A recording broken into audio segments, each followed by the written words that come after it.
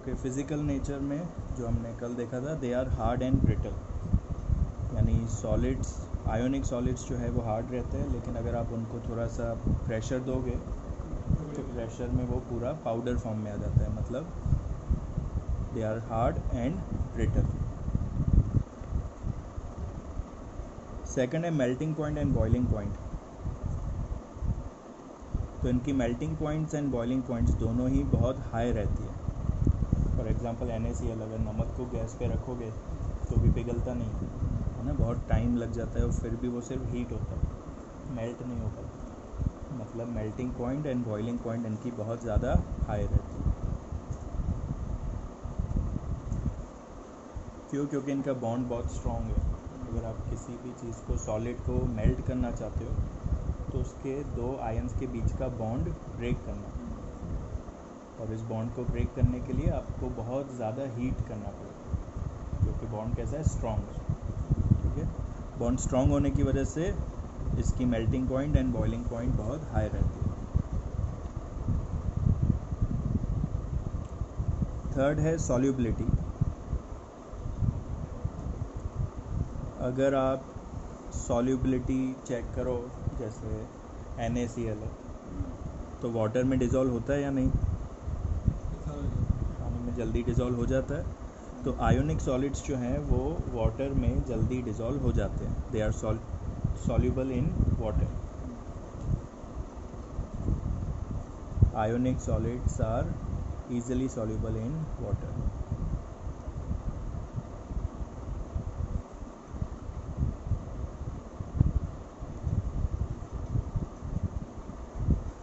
Fourth point, conduction of electricity.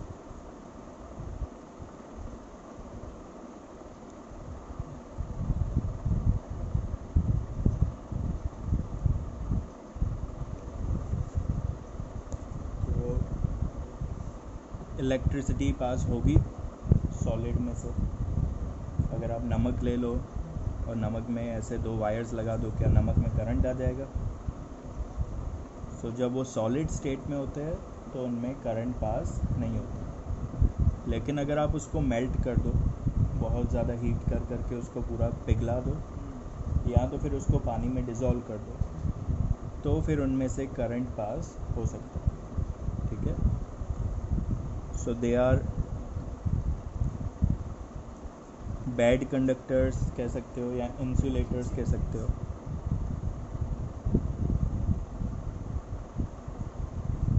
They are insulators in solid state. जब solid state में होंगे तो current pass नहीं करेंगे, but they act as conductors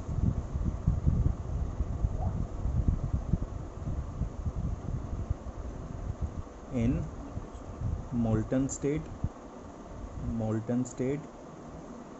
और in aqueous solution. Aqueous solution का मतलब है पानी में डिज़ोल्व किया।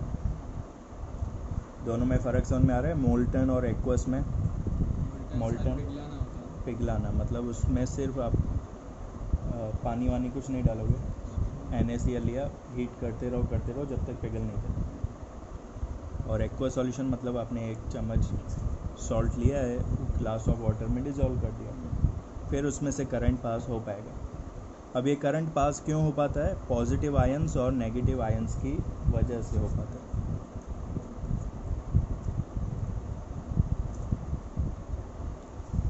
Current pass through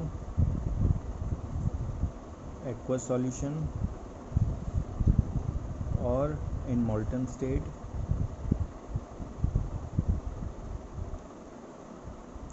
of ionic compounds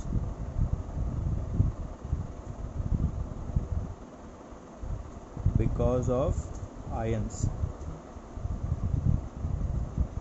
जब आप इसे मेल्ट करते हो या उसको पानी में डिज़ोल्व करते हो तो इसके पॉजिटिव आयन और नेगेटिव आयन अलग हो जाते हैं।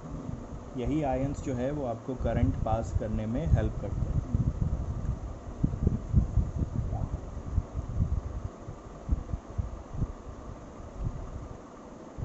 ठीक है, तो ये टॉपिक हो गया properties of ionic compounds. Physical nature, they are hard, they are solids, but they are brittle. Melting points are high, क्यों मेल्टिंग पॉइंट्स और बॉइलिंग पॉइंट हाई होती है? क्यों? Melting points and boiling points are high because of strong ionic bond. ठीक है, ionic bond जो है वो बहुत स्ट्रॉन्ग होता है, एक पॉजिटिव है एक नेगेटिव है, दोनों एक दूसरे को बहुत अट्रैक्ट करके रखेंगे, टूटेगा नहीं बॉन्ड. जब तक आप उस बॉन्ड को तोड़ोगे नहीं तब तक वो पिघलेगा भी. तो बॉन्ड को ब्रेक करने के लिए आपको बहुत ज़्यादा देर तक हीट करते रहना पड़ेगा. सॉल्युबिलिटी में ionic solids are soluble in water, easily dissolve हो जाते हैं वाटर में. इलेक्ट्रिसिटी की बात करें तो they are insulators in solid state, solid होते तब करंट पास नहीं होता, लेकिन जब उसको पिघला दो यानी मोल्टन स्टेट में लाओ या एक्वस सॉल्यूशन यानी पानी में डिज़ोल्व करो तो दे एक्ट एज कंडक्टर. अब ये क्यों कंडक्टर की तरह बिहेव कर रहे हैं? Because current pass through the solution और in molten state of ionic compound because of ions. जो आयंस हमें मिले हैं पॉजिटिव और नेगेटिव, उनकी वजह से करंट पास होगा. चलो फिर नेक्स्ट टॉपिक है अकरेंस ऑफ मेटल्स.